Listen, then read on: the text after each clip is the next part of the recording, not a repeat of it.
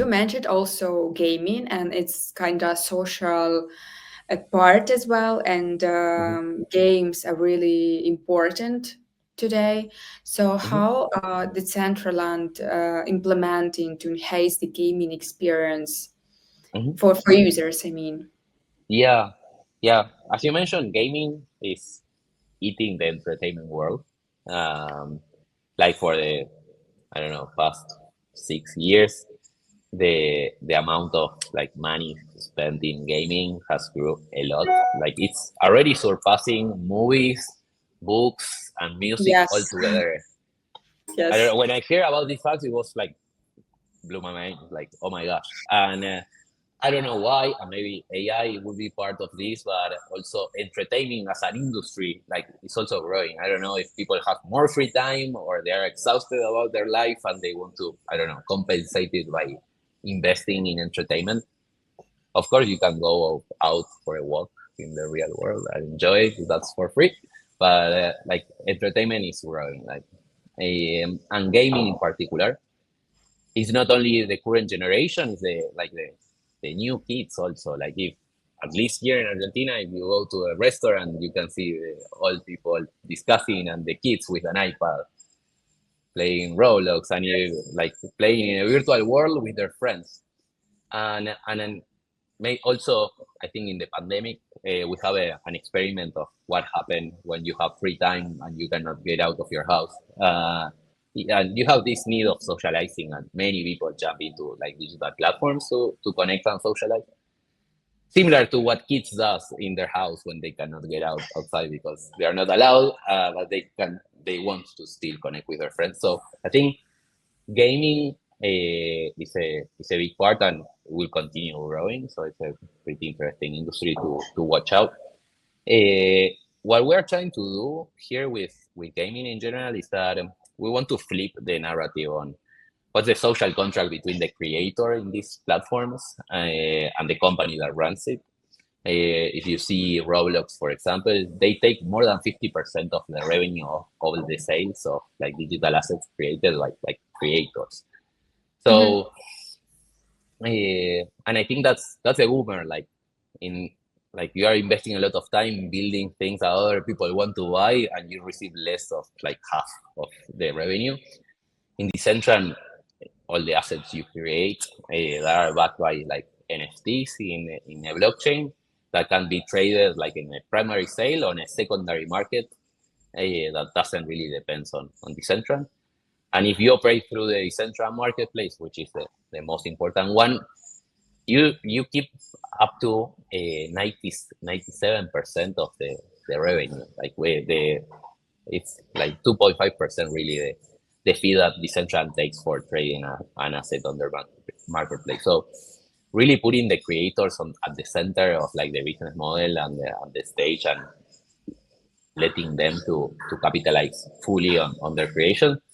I think that's something that's different from Decentral in particular, or like Web3 space and gaming from other gaming Yes. spaces. Also, like the relationship you build with a game could be super strong, like emotionally attached to your avatar, emotionally attached to your assets and your items. I don't know if you heard about the story of how Vitalik started Ethereum. And there is an No. interesting story that he was a player of World of Warcraft, like Uh-huh. an online game when he was a kid. And he was super attached to the play, his avatar, and one particular asset. And one day, the creators of this game decided to change the properties of the asset and make it like from something really good item to have, like to fight in battles, to something that is not that interesting anymore. Sorry. Mm.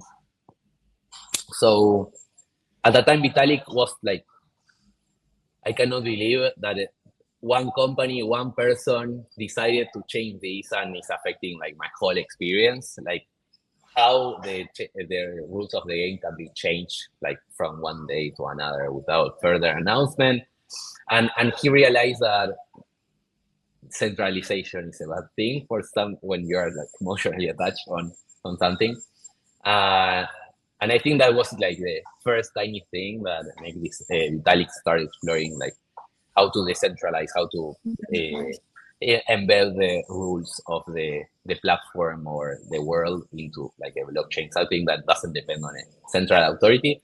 And I believe that that's a something also that still lives today, and the power of Web3 gaming is about like giving this freedom to the user to trade their assets freely.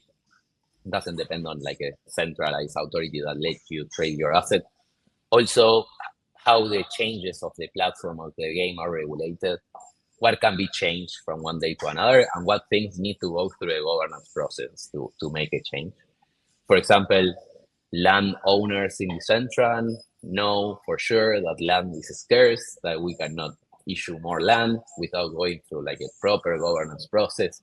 And there was early attempts to make the Decentraland world like bigger, or actually some people, for example, lost their keys and they want to bring their land back. And that was the case that was presented to the DAO, the governance platform. Like, hey, let's expand the land, or give me a method to reclaim the land I lost. And any of those changes require like an update on the land registry and a smart contract.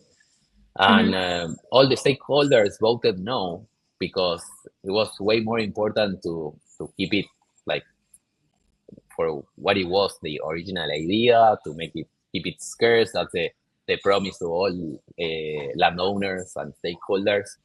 And I think the community stood firmly there. And in case of like recovering land, it's also like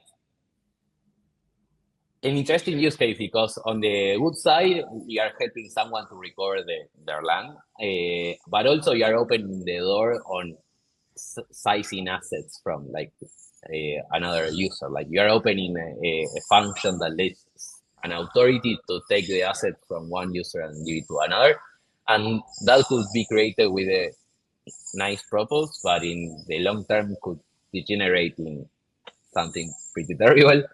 And I think that's really interesting on the meta game of the game. Like you can enjoy the game by playing it, but then you can go deeper, get into the rabbit hole of how this works, how can we change the game, how we can like affect the rules and actually engage in that conversation and be a shaper of the world we are participating. I think that's also a pretty powerful thing of the narrative of this Yeah, yeah. I Web3 want gaming to speak space. more about it. Want to speak more about it, and especially about this virtual like lands, like Mm-hmm, kind of real estate, mm-hmm, because it is a hot topic also in terms of bull run is coming, and mm-hmm, many of people are looking for like to invest, and mm-hmm, real estate is in real world is a part of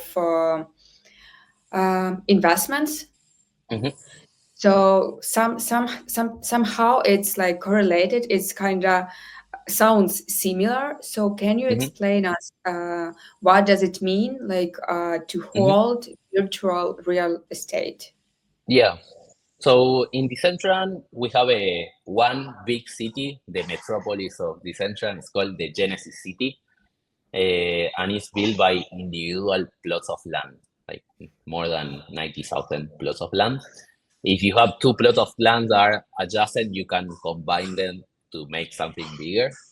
And similarly to real estate, if you are like the owner of a plot of land, you are the only one who can build there.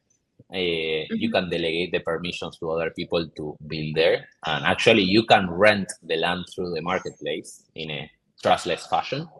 Uh, so, one option is to purchase land and develop it yourself and build like something that is like attractive or it has some monetization options in there. So that's an approach. Other approach is to buy the land and rent it to other people through the marketplace. And I think we can compare a little bit real estate in physical world with digital real estate, because location.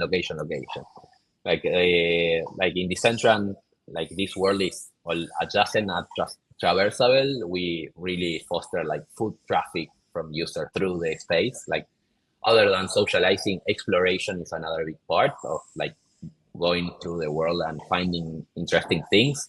While you are going to an event somewhere, you walk and find interesting things. So if you're interested in purchasing land, like understanding which is the location in which you want to purchase it, to understand what are your neighbors, because you will derive some traffic from that. So I think that's similar. What is different from like physical real estate and digital? I think the things you build on the land doesn't really change that much the value of the land per se. It may affect the price of your surrounding, because like if you have something that is pretty nice, like your neighbors will get more value because you are getting a lot of foot traffic. But when you sell the land or you purchase the land, you can swipe the content pretty quickly. You can pay for a bill that is already done and you customize it, or you pay for a developer who creates something custom for you, and with one click you can change the content of your land.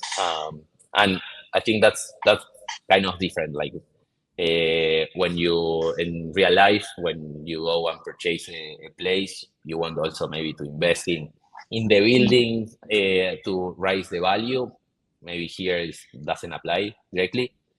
What can help is like finding parcels that are like individually owned next to each other and like creating an estate of it, like making the size of the plot bigger. That's something that adds more value. Like two individual Yeah. parcels are less value than one parcel that is like the double size. Yeah, it's That's clear. kind of some dynamics of Decentraland.